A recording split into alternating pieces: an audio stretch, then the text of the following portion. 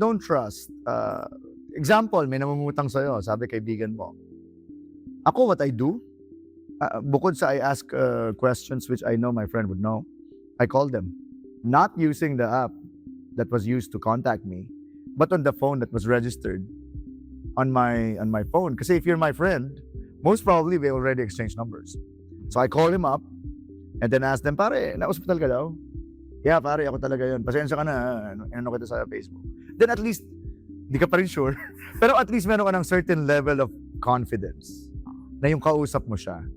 Pagdating naman sa zero trust sa tao, sa masa, ang ano niyan, ang problema palagi niyan, identities. Ang tawag namin doon, entity authentication. So, hindi na problema ngayon yung nag-authenticate sa bangko, kung hindi yung kausap mo ba tama. There's always the role of the person. And siguro naman ngayon, ang dami naman talaga. Ingatan mo, OTP mo, ingatan mo yung identity mo. Huwag mong pamimigay yung password. So for that, I think we could also from a perspective of the individuals. Well, again, babalik ako sa education. But for us, we in the private sector, especially for us as a telco, so we always look for ways, right? So if it's something, we're also monitoring, right? If there's something na, okay, this doesn't work anymore and this is susceptible, you change. Yeah. You change it, you improve it, right?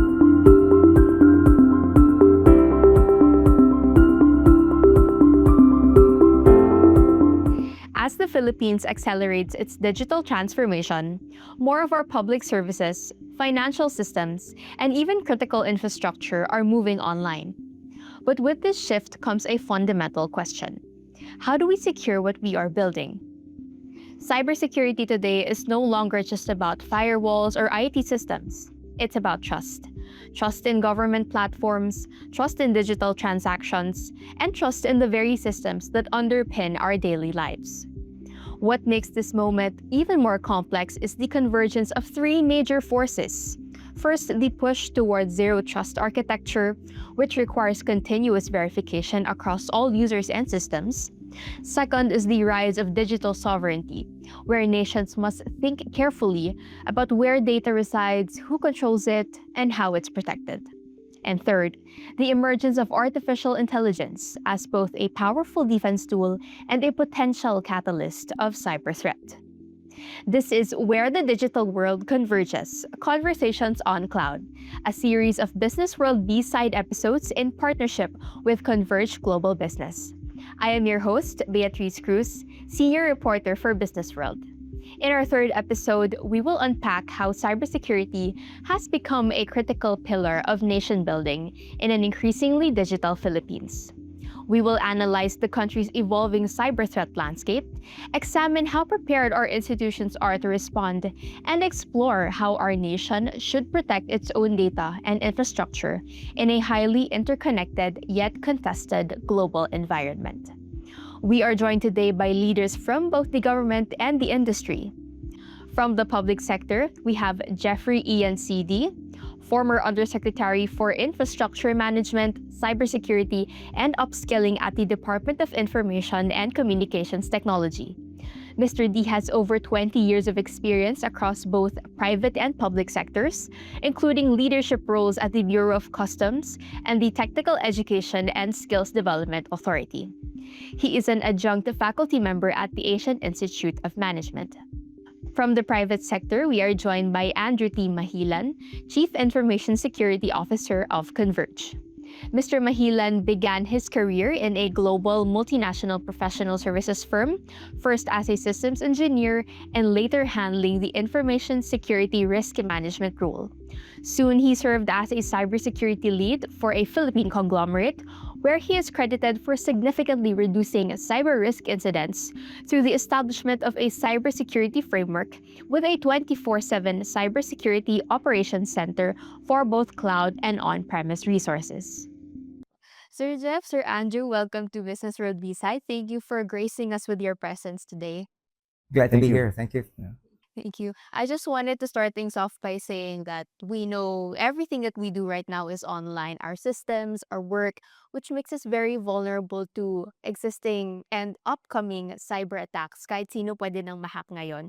So, my first question is, how do we situate or how do you situate cybersecurity within the broader agenda of nation building, especially as the Philippines transitions to a fully digital economy?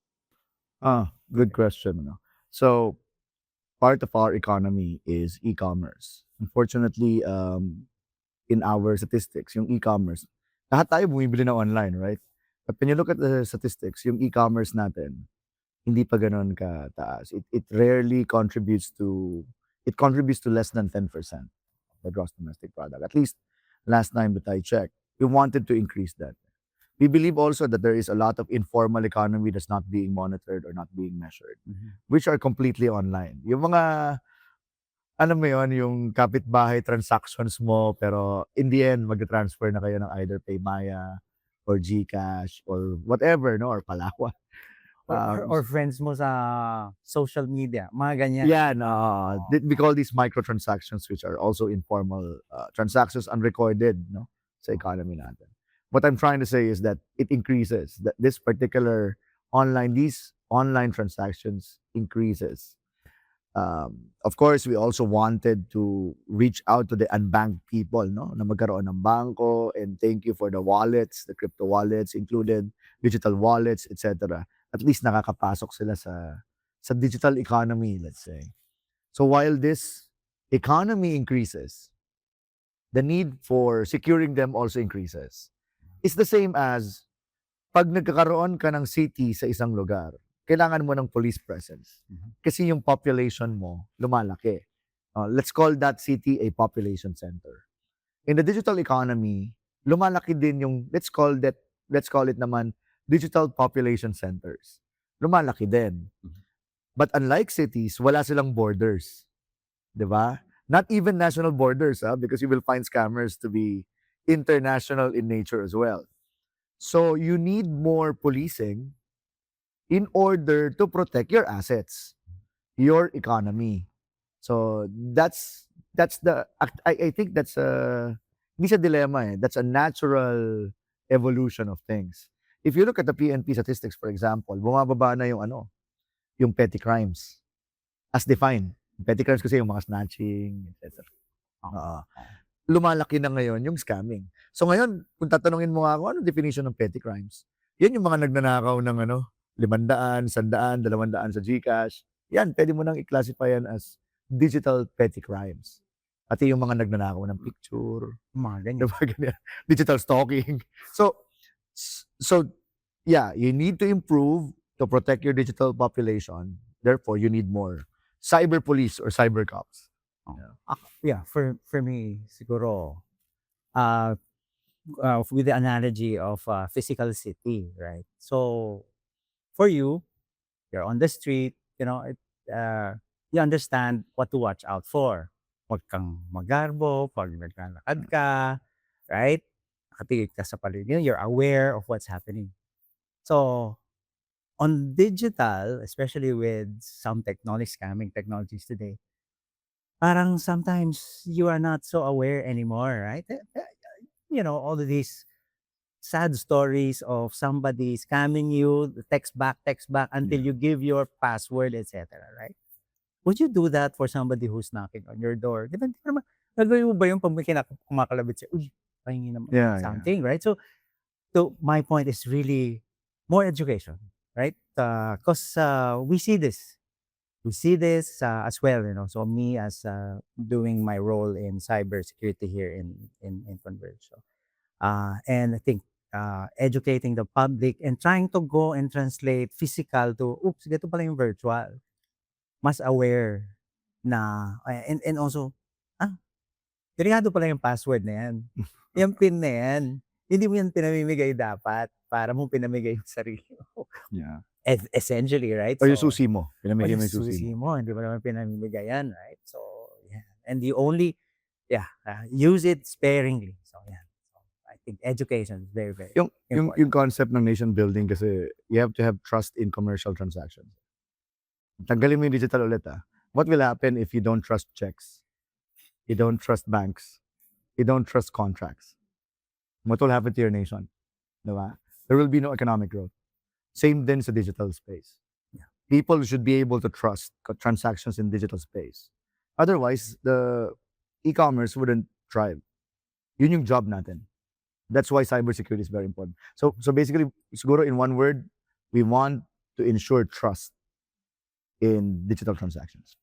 I like how you mentioned trust because cybersecurity, the digital economy is really about trusting the right actors. Correct. Because as we see online, there are so many people who are so good at disguising themselves as someone whom you know, and then they will say, "Hi, I need your help," trying to approach you as a friend, asking for money. And more often than not, many people actually fall victim to that.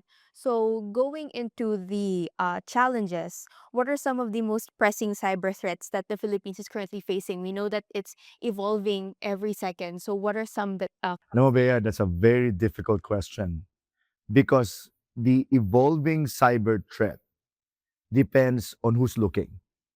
Okay. Let me give you an example.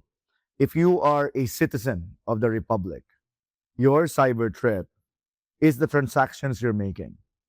Your hard-earned money, which you kept in your banks, in your online wallets, in your digital assets, whatever it is, has to be protected. Yan yung pinakamalaking problema para sa kanila. Kahit na sabihin mo, 200 piso lang yan, 500 piso, malaki yan. Especially for someone who's living on an everyday subsistence. So if you look at the common masses, the everyday Filipino, the greatest threat is scam. Phishing, SMS, at saka yung yung sikat na ngayon yung mga credit card scams, no? Yung mga nangungulekta ng utang, kasalanan din naman, hindi mo naman masabi na kasalanan ng nangutang, kasi meron ding borderline harassment na nangyayari na. Diba? Tinatakot na rin yung pamilya mo, etc. So lahat yan.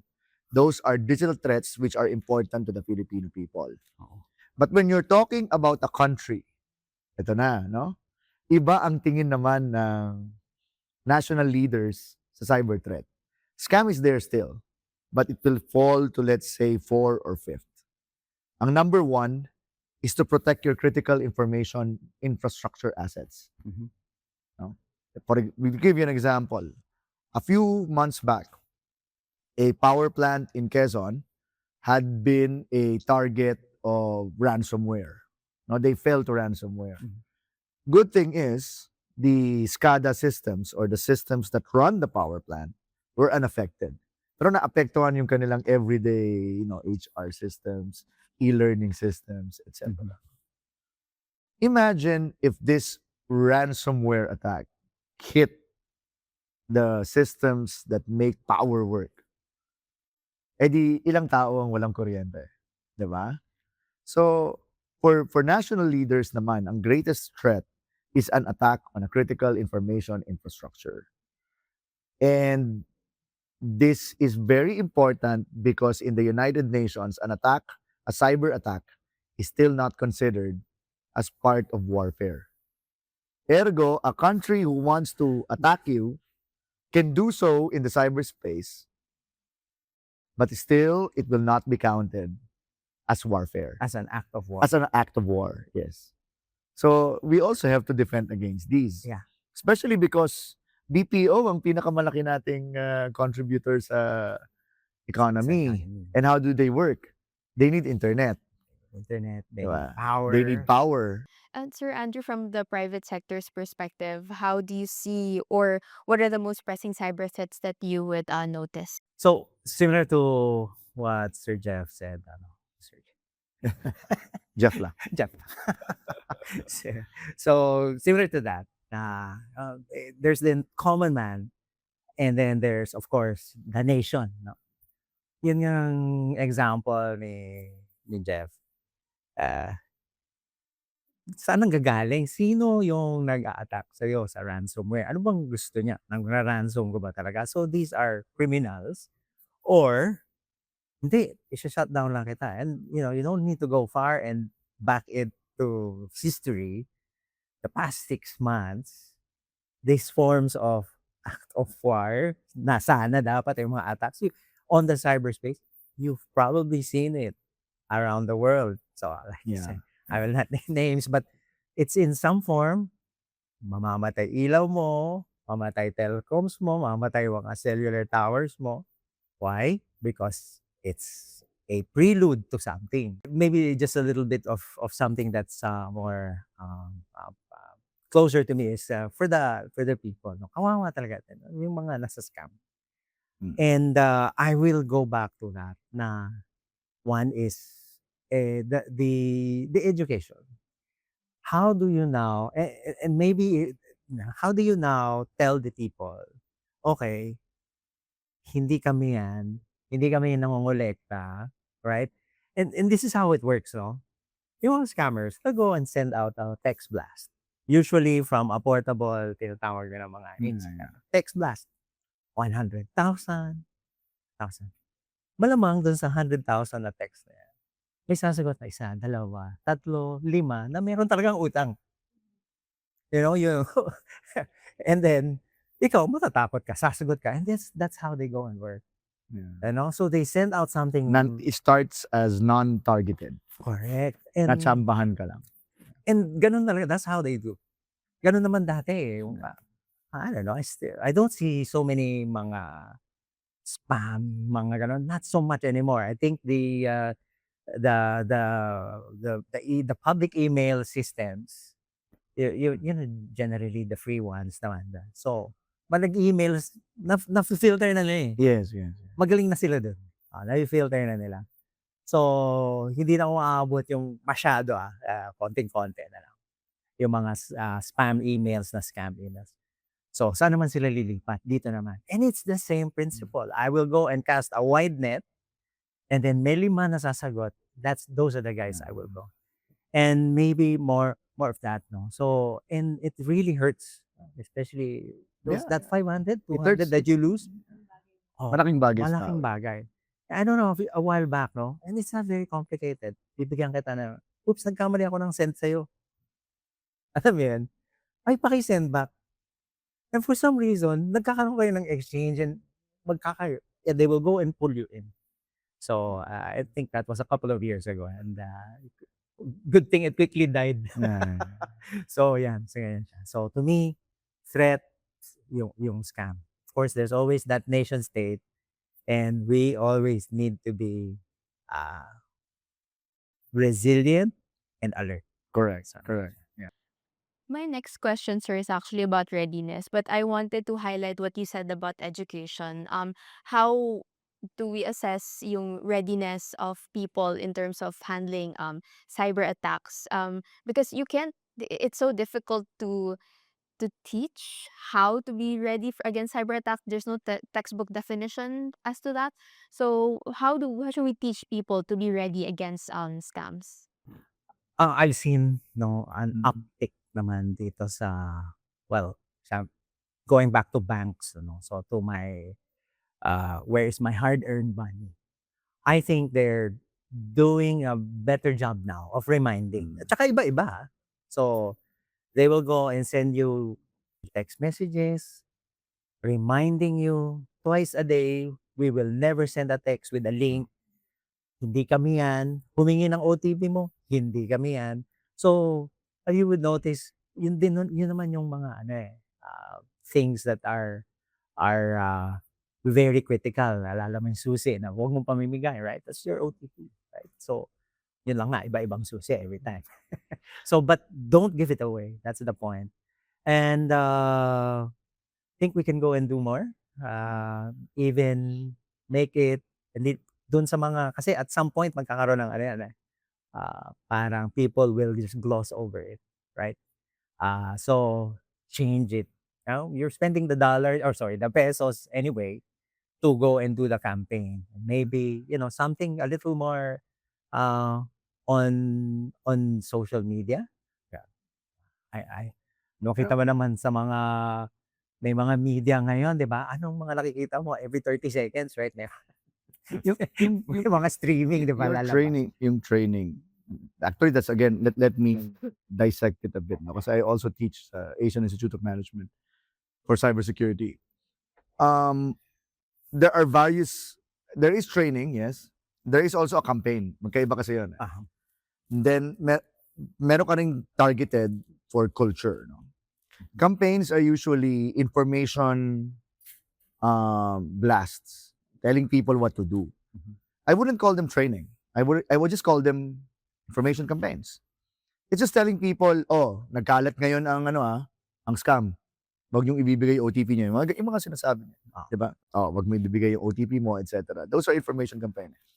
Pero, you have to teach people how to be ICT aware.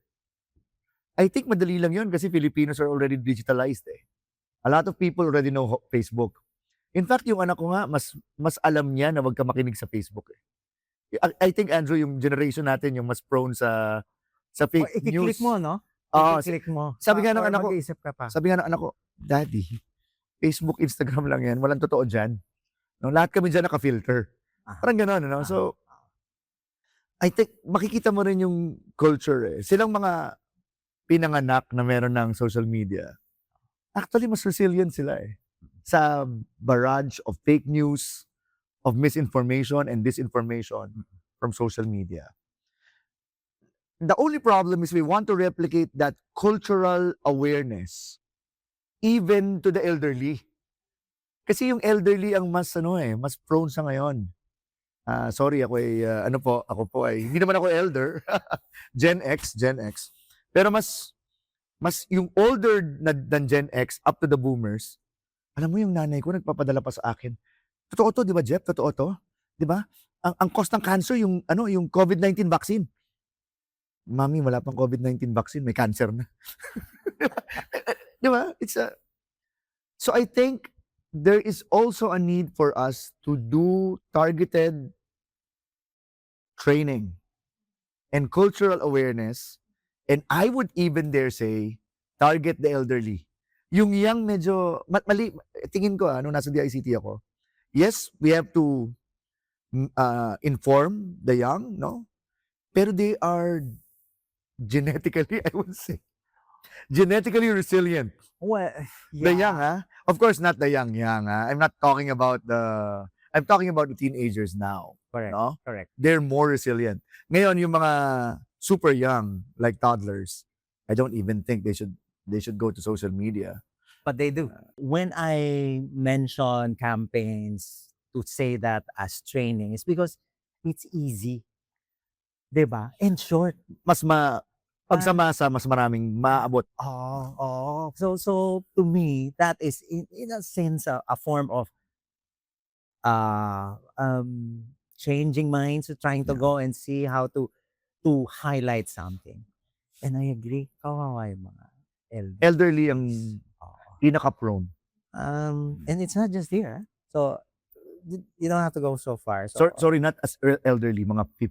Actually, 55 is not really elderly. Pero yung mga ganon, 55 and above.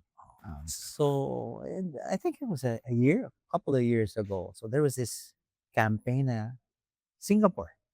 Ni-scam yung mga matatanda of their Retirement pay. retirement pay, mga ganyan.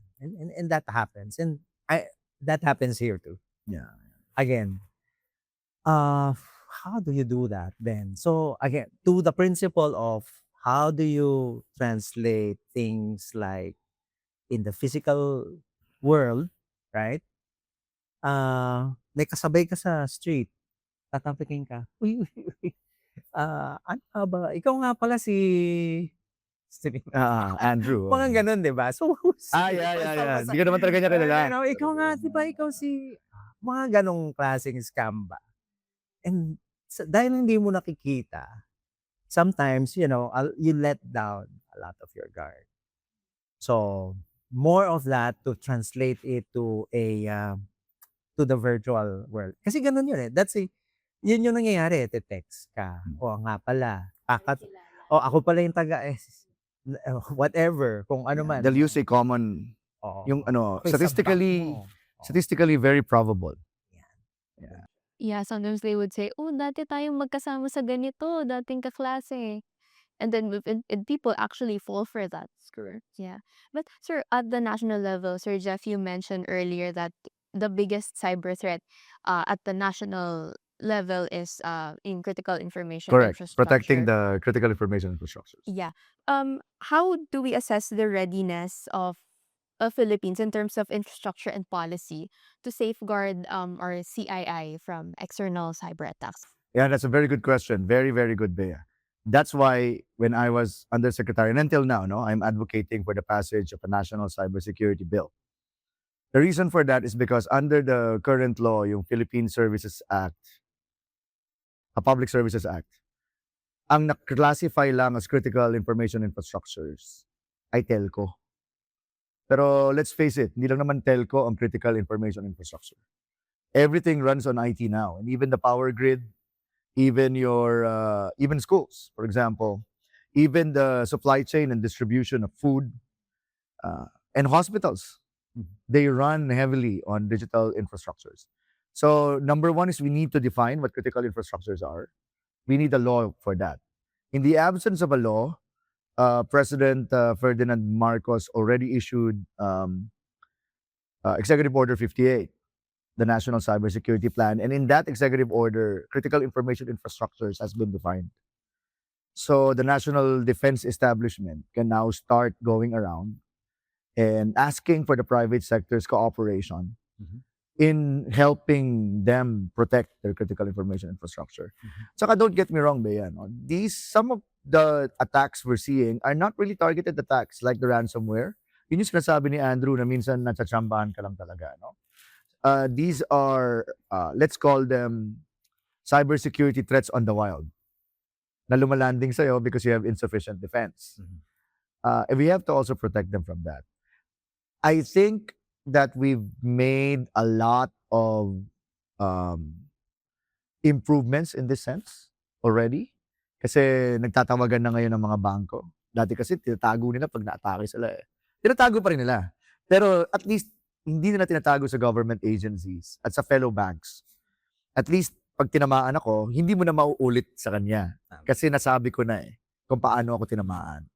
And that's the way we should work.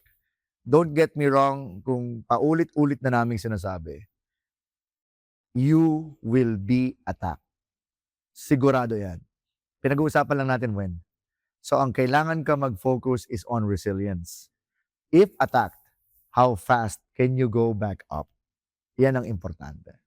Actually, to move it a bit, to bump it up a bit, it's not a matter of if it's a win, di ba? Yeah, it's a win. Actually, the attitude right now, and it's something that we go and say, consider yourself compromised Tama. already. Kasi, Ang thinking mo palagi is every Oo. single day pag dumating ka sa opisina, may nangyari. ano ba rito na compromise? Ganun dapat. Right? And that, well, on people, Yeah. especially, so sa mga teams namin, it heightens your level of awareness and alertness, and may mangyaring a simple, may nag-down, bakit kaya? Is there a cyber angle to that? Or talagang may nag-fail lang na part or whatever. Yeah. But hindi and then you go and pass it on. Sige, IT yan, IT kasi meron lang issue, so whatever, sa redundancy, ganun. But it's always like that. Now you consider yourself, okay, bakit ganito itong klaseng traffic? Yeah. So, the attitude, at least for those who are on the ground, is you're also compromised. Now, and not that sabihin natin, compromise na. No. It's about a way of thinking, right? Similar Yeah. to what's saying, it's not a matter of when, it's if. Paano kung, it's really just playing it in your head, paano kung attack na pala talaga? Compromise na ba talaga? So, I'm not saying lahat compromise na. So, I just want to make sure that that's clear. so yun. It's an At least attitude. yun yung thinking mo. Yeah. So, it's an attitude that you should have. And that relates to the concept of zero trust, which is what's going to be my next question. But maybe we could define to our readers first, what is zero trust in the realm of cybersecurity? Actually, zero trust existed as early as the 1960s. Ang tawag ng early academicians dyan, when they were designing the first computers, was the first principle. The first principle is always act as a default mechanism always go back to a secure default mechanism. Pag sinabi kong secure default mechanism, palaging deny all. So, halimbawa, kung gusto ni Andrew mag-access sa isang system, the default state of the system is deny all. Magbibigay lang ako kay Andrew ng specific access doon sa computer. And then, if Andrew will delegate his access, hindi automatic na yung child niya, ibig sabihin, hindi automatic na yung access niya mabibigay din doon. Ulitin ko. So, yun yung the first principle or the principle of secure default mechanism. So, imagine the computer always defending itself. And doon ang galing yung marketing term na zero trust. Wala akong pinagkakatiwalaan. Kasi nagkaroon ng problem as we go along, as the internet was born in the 1980s. Nagkaroon ng problem na tinatawag na talk to, time of check, time of use. Bigyan ka talimbawa. Nag-login ka. Nung nag-login ka, alam ni computer ikaw yon. Si Bea ang nag-login. Nilagay pa niya yung OTP niya eh. Si Bea yon. Tumayo ka. Nag-CR ka. Bigla may umupo sa computer mo. Si Bea pa rin ba yon? Pero ang alam ni computer, si Bea yon. Ina-assume niya na from the time you checked until the present time, let's say 5 minutes has elapsed, it's still you. And that's the problem with this, I don't know, age verification DICT is trying to force or mandate Roblox. That is a time-old problem in computers. Yung talk-to problem na yan. So, balik na ako ngayon so sana naintindihan ng tao, no, kung ano yung zero trust. So, ang problem, so, narinig niyo yung problem. Ano yung solusyon? Ang solusyon is that the computer at any given time will not trust. Example, balikan ko yung talk to. Nag-login ka na. Pag the moment na may pinindot ka na naman dahil mag-i-encode ka ng whatever information you want to encode, o lilipat ka from one tab to another, the system will check. Ikaw pa ba yan? But, ito yung malaking but. The bigger problem is doing this in a very user-friendly manner. Alangan namang lilipat ako ng tab, magpa-plus na naman yung username password. Alangan namang titingin lang ako. Di ba sa bangko, nung unang panahon ganyan? From one tab, nakita mo yung accounts mo. Pay bills, tatanong na naman ang password.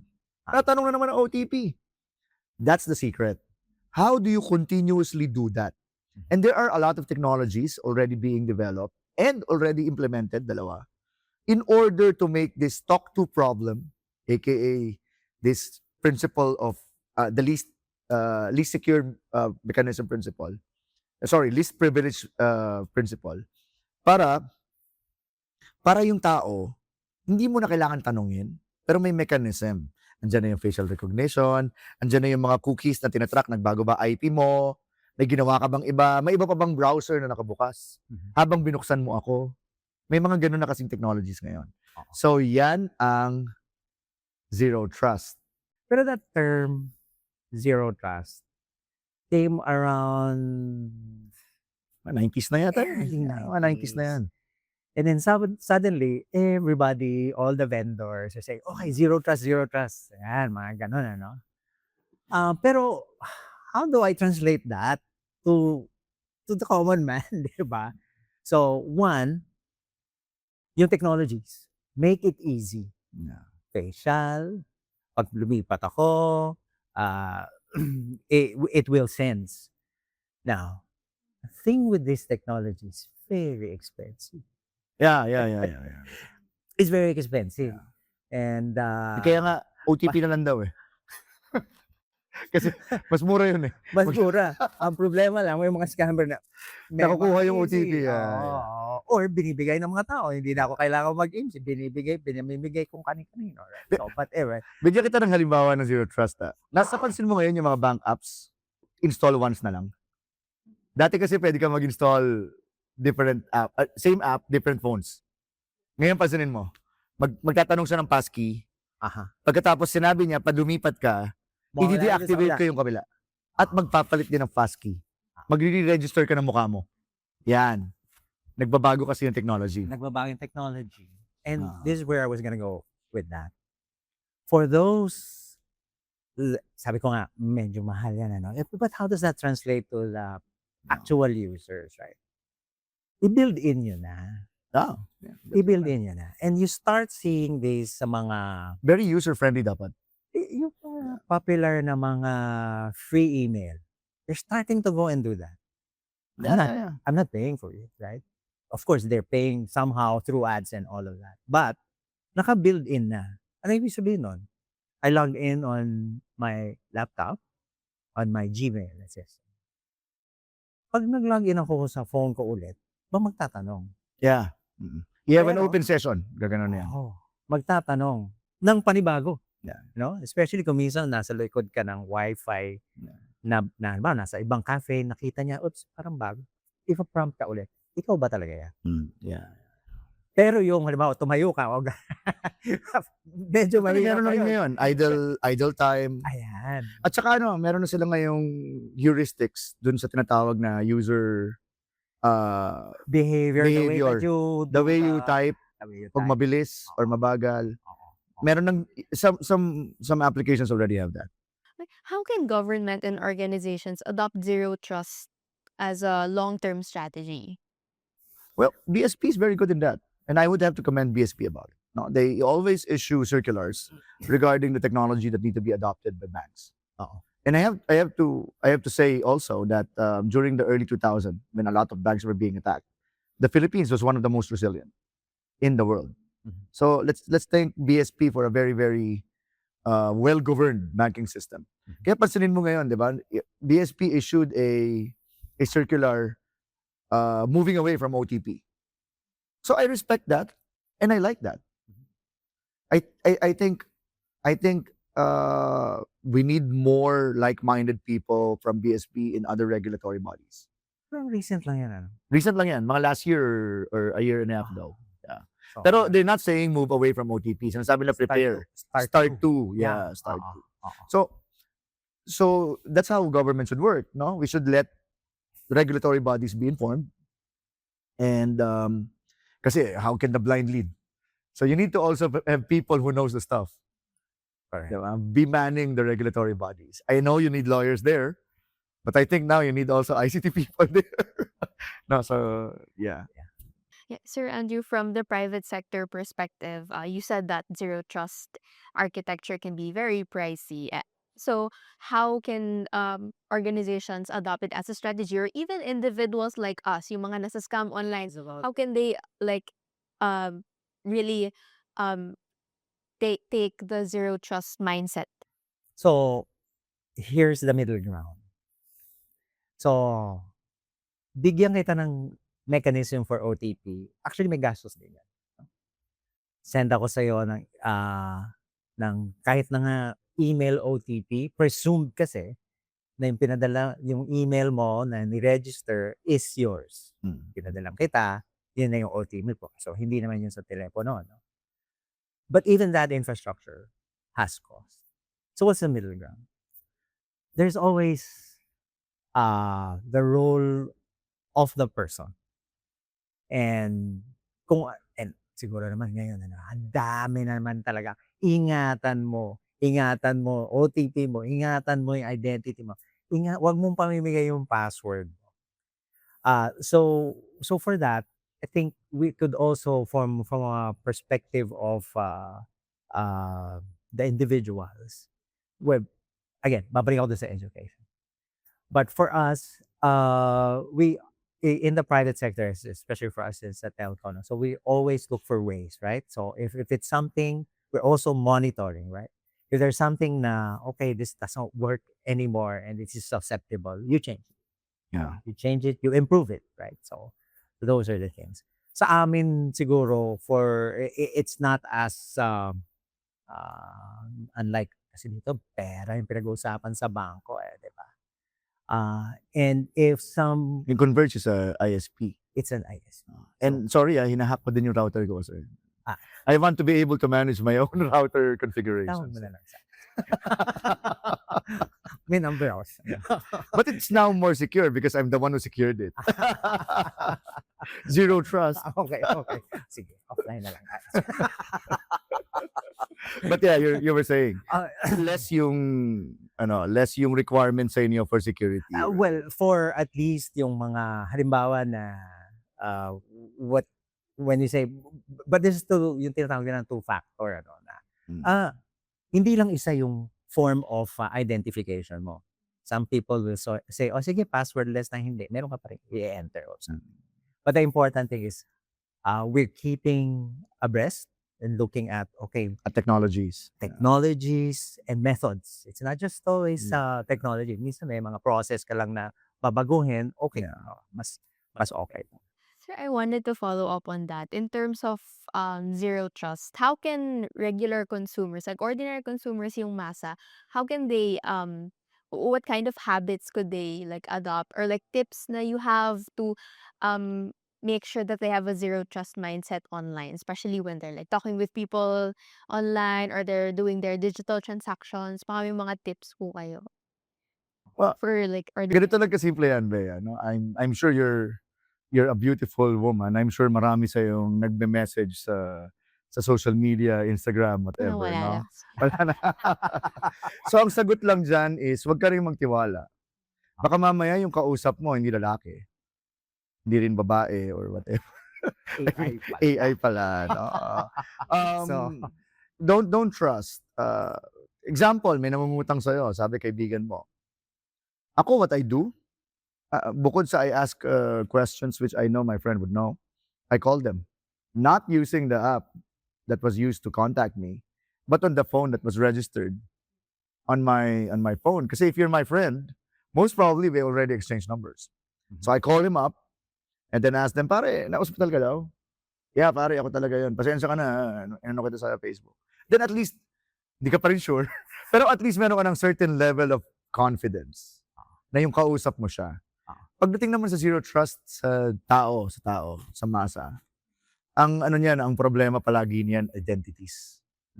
Ang tawag namin doon, entity authentication. So, hindi na problema ngayon yung nag-authenticate sa bangko, kung hindi yung kausap mo ba tama. Isa pa example, babayad ka. Babayad ka, di ba, may QR code. Babayad ka, QR code. QR code, ako ginagawa ko, pagka QR code ko, papakita ko yung, di ba may may pangalan, although naka-hide yung letters. No? Ikaw ba to? Tama ba to? Dito ba papupunta? Minsan nga siya pa ipakiklikin ko eh. Boss, ikaw na mag-click para alam mong napunta sa'yo. Yan. Diba? Ganyan. Yun yung zero trust. At least, kung ini-scam mo rin ako, magdadalawang isip ka kasi ikaw mismo nag-click eh. Diba? Sabi ko, pare, ikaw nga yung nag-click eh. Yeah, and ganun din So, aside from, ano ba mo lalo na pag large amounts of. Pag large amounts, ibang usapan na yan. So, to add to that na tinawagan mo, no? Ay, so paano kung nanakaw yung telepono? So, usually, hanap ka ng iba pang kalat. Yan. Totoo ba to? So, yan. Parang kang nagdadagdag lang ng additional validation. Okay? And it's like another factor of authentication. Some of these, sometimes, zero trust, nagulat nga ako. Zero trust, napaka-technical naman ito. so sometimes, we, parang may jargon, pero ito, it's practical lang. Very Sadali lang. practical. Sabihin mo, tito, tumawag tong pamangking ko. Totoo ba talagang Tsaka may problema? pag nakita mo yung phone ko, meron akong filter sa unknown callers. They don't ring. I see them as a missed call, but they don't ring. Some phones have this feature where the unknown caller can still send a message first before they can actually talk to you, right? That's a new feature na I've seen in some phones. If you So answer the that's SMS fine. pa. The SMS kasi goes to also unknown callers. And then if you answer, tsaka lang sila pwede tumawag. Ako naman, mabait ako. So after you call me, that's multiple times, I text naman na, who is this? Similar. But typically on first na hindi registered. No, I don't answer. I don't. At the same time, depende sa phone mo. May mga phones, sometimes you just have to go and look. Yung block call. I do that. Yeah. Pag alam kong scammer na siya. And Yeah. maganda yon kasi usually those phone systems, they report it to a global database. Correct. So natutulungan mo. Yeah. Marami. That's correct. Right. And then the next time, sabihin, potential spammer, potential Whatever. Scammer pa nga ako minsan. Yeah, yeah. Sabihin. Oh, so, ganyan. Sana if we have a longer conversation, I can even list down certain free apps. Hindi naman siya app. Ano siya global databases for scammers. Ang ginagawa mo, kino-configure mo lang sa phone. Doon sa spam list mo, meron kang ilalagay lang na parang i-redirect mo yung messages. Of course, you have to trust them. And then from there, alam na niya kung scammer or not. So I have that. I can show that to you, for example. Although mine is paid, it's worth 3,000 pesos per year. At 2 months, 3,000. What's good now is that there's a lot of platforms where you can actually report that you got scammed, or like there's this cyber attack that's going on, and then you have all these data now that provides a lot of context that, okay, this is the situation now, the digital world, you can't trust anybody anymore because Alam mo, tama si Bea, Andrew. Baka we should ask DICT also to create kasi ang pinupush nila is call 1326, which is the CICC hotline. So, totoo lang, pag nanakawan ka ba ng 1,000, do you wanna go to the hassle of mawawalan ka muna ng trabaho ng 3 araw para mag-report? So, I think mas maganda na, tama yung sinasabi niyo, yung gumawa lang tayo ng database na nagsishare lahat ng telco kasama na kayo Converge. O yan, may idea ka na ng ibigay. So, I think if we can have this very easy reporting system. Yun eh. Oo. Minsan kasi, yung pag-report mo, ay, ang dami namang data. Kailangan ko. Pati yung text, may message pa. Ano pa naman yung number lang? And then kung 10 tao na yung nag-report ng same number, malamang scammer talaga yun. Diba? And I understand the telco's partner, baka mamaya naninira lang, diba? Pero kung yun nga, na multiple times na yan nare-report, and there is a way on the report gatherer's part, okay, na malalaman niya yun. Madali nilang makita na, okay, meron siyang threshold, sasabihin niya, 10 beses, 100 times, sige.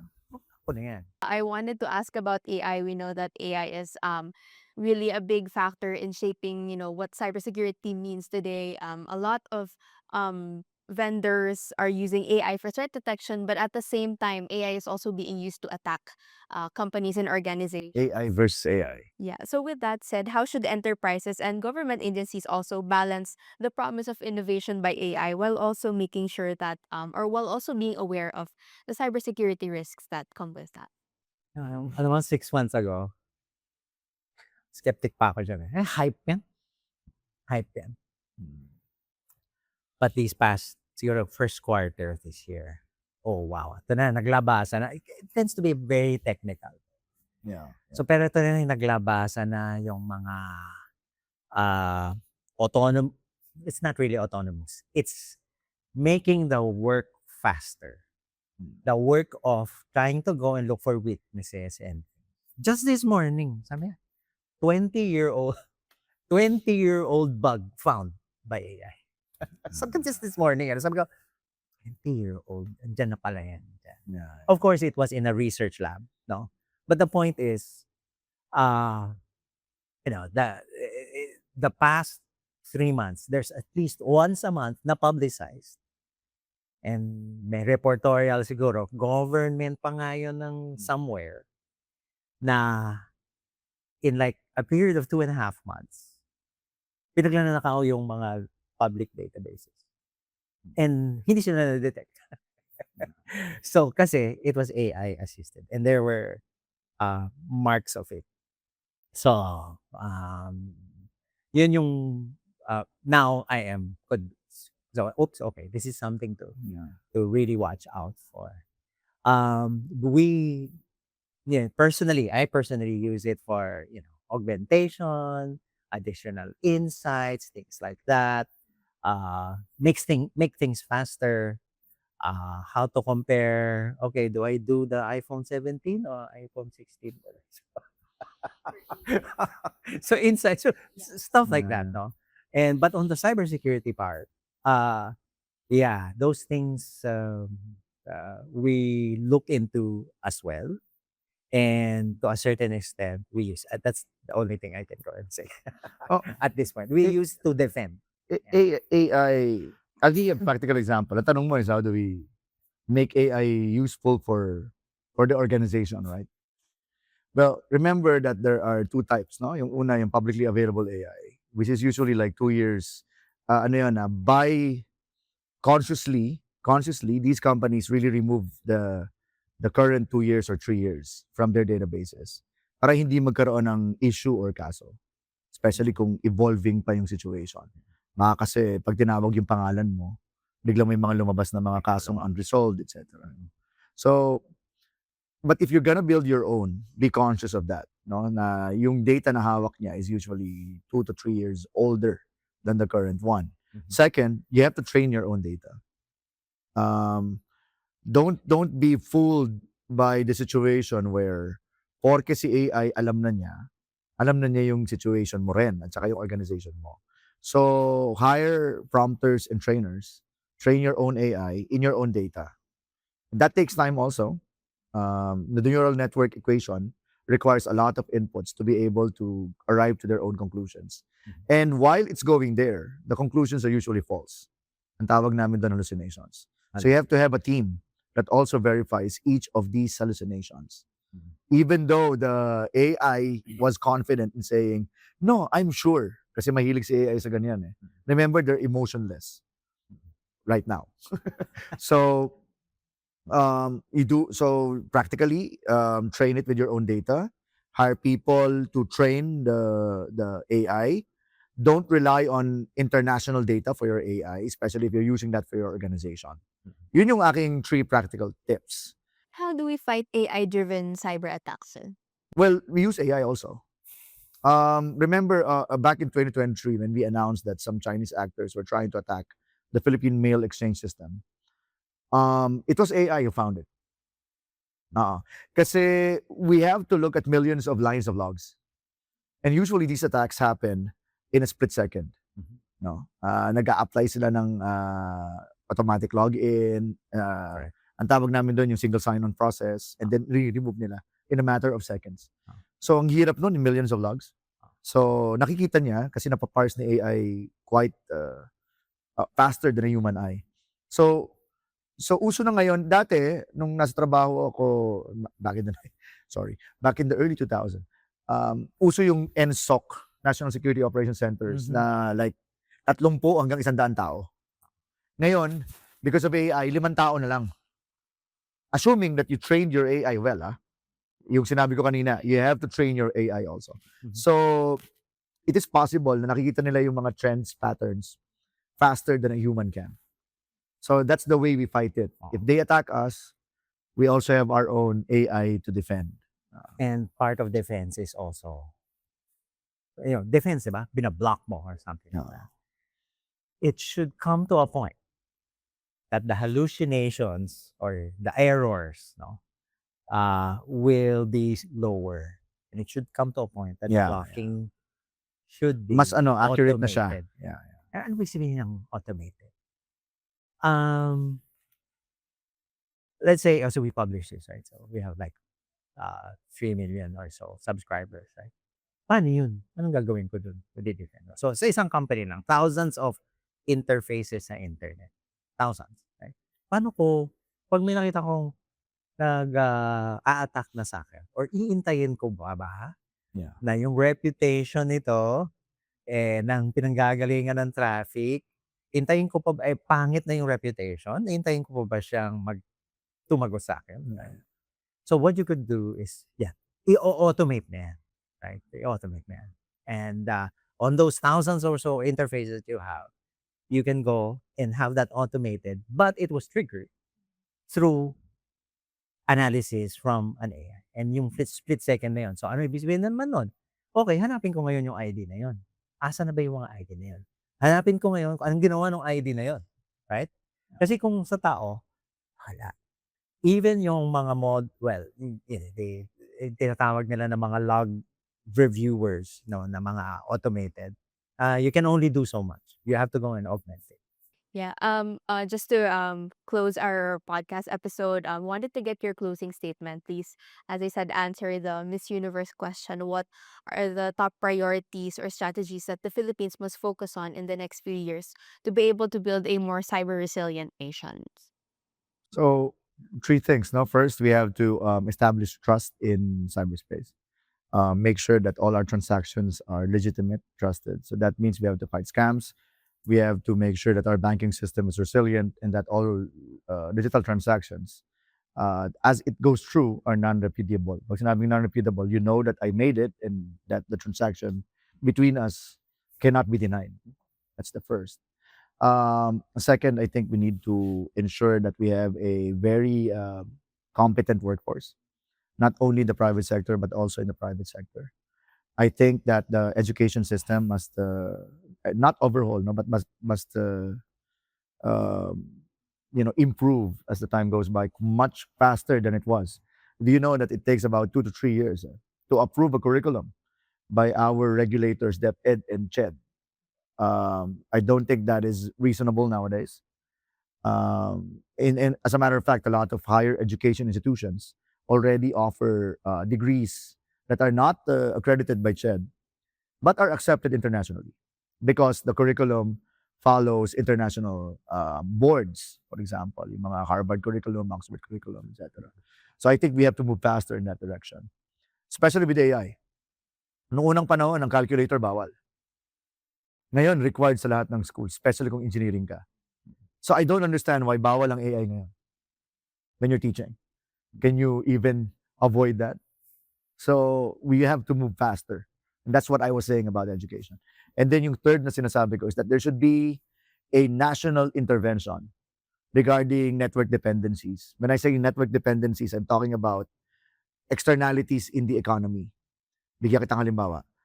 The attacker is always more economically efficient than the defender because the defender doesn't know where the attacker is going to attack. Yeah. So sometimes you are investing more as a defender versus the attacker. What we should do is create laws and regulations to make it equally expensive for attackers to attack us. Kasi masyado tayong defense-oriented eh. What Diba? kind of laws and policies are that? Well, number one, dapat nahuhuli ka. Number two, fines na napakalaki talaga para sa attackers. No? And we have to do something. I'm sorry, I know you're with the telco. We have to do something about this because the IPs from the Philippines, the reputation of Philippine IPs, internet protocol, IP addresses, is low in the international arena. That's why you often see our IPs being blocked by international, by some websites. There was a time na even BBC was blocking IPs from the Philippines. So these types of things has to be done. And tatlo lang, very specific. Let me reiterate, education have to be faster. We have to make it very, very expensive for attackers. No, equalize natin yung economics. And then yung pinaka-importante is that we should establish trust in transactions in the internet. Sir Andrew, to close off our podcast. Sige. So, to maybe that's something na those are very, very good. Thank you, sir. Like Jeff.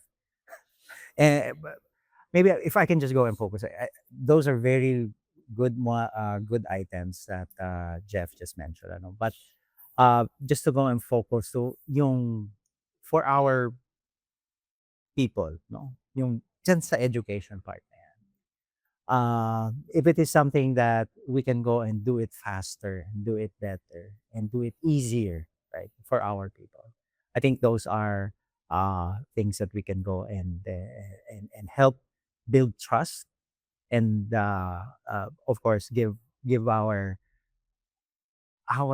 citizenship fighting chance, no? Parang bumaba naman to mga scam kasi madami pa rin. Marami pa rin. And this is something that this is dear to me, no? So one of the reasons why I shifted from multinational to local companies. I really wanted to go and contribute directly to local, no? And to help out. If there's also another thing that I can go and add, see yung part of again back to the masses, ano? Kasi yung sinasabi ni Sir Jeff that na nabablock yung Philippines. IP reputation. Alam mo kung bakit nangyayari yan? Kasi kami as ISPs, internet is internet. It's wide open, right? Except for those things na mandated by law for us to block. And sabay na sa halos kami when I joined Converge, andyan na si Jeff sa DICT. So as long as, but there are so many other things, right, na hindi na block. No? Anong nangyayari sa atin, dun sa mga tao, magkiklik yan ng kung anong mga. Tapos yung system na ginagamit na to hack these systems, That's the exactly international what system. happens. And that happens on a daily basis, right? And babalik ako doon sa education, but also make it more affordable for people to defend their PCs. Correct. Kasi yung mga free, they don't do the job. Yung mga free antivirus, yung mga ganun na sinasabi na, in fact, the rest of the world has moved on to tinatawag nilang active defense.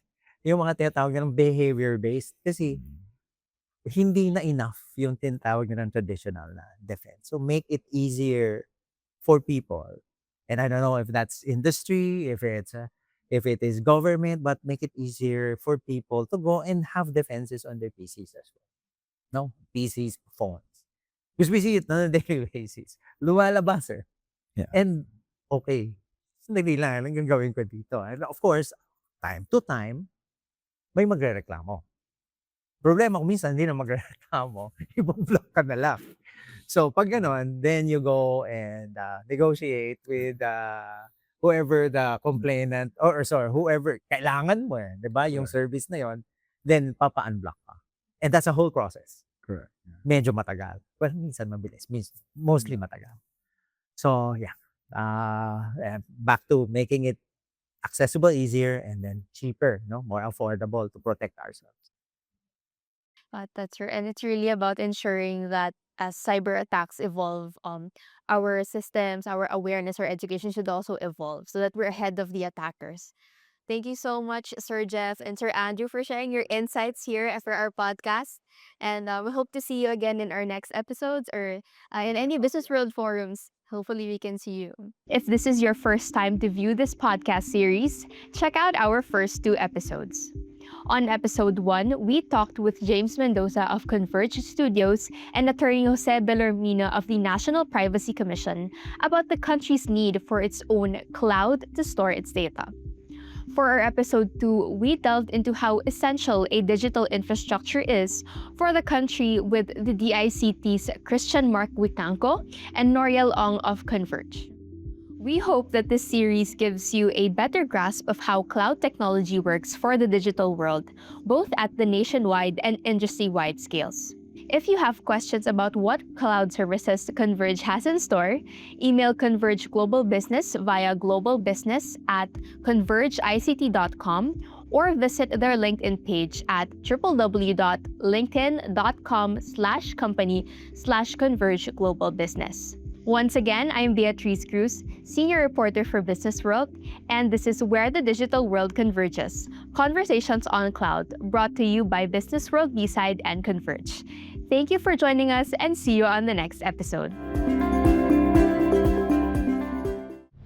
In a world that never stops moving, the future belongs to those who build it. Your business, your data, your vision. But as you expand, a critical question emerges. How do you innovate and grow without losing control? Global growth comes with global risks, rising complexity, security challenges, and unpredictable costs. Introducing Converge Cloud, the next generation platform engineered right here in the Philippines for leaders who demand more. We guarantee what others cannot. 100% in-country data residency. Your most critical information stays within the Philippines. Compliant, secured, and protected. Resilient by design. A digital fortress against modern threats. And powered by the nation's youngest fiber network, delivering high-performance, low-latency connectivity your business can rely on. Take control of your budget with predictable fixed payments. Unlock up to 20% savings. Compared to traditional IT infrastructure, it frees you to scale without compromise. Create new applications, enhance operations, and drive digital transformation with total confidence. The future isn't something you wait for, it's something you build. 100% in country. Total sovereignty and compliance. Filipino-led. 24/7 support. Fixed fee peso-based. Predictable and in control. Connected end-to-end with Converge Fiber. Reliable, unified, guaranteed. Partner with Converge Cloud to empower your vision.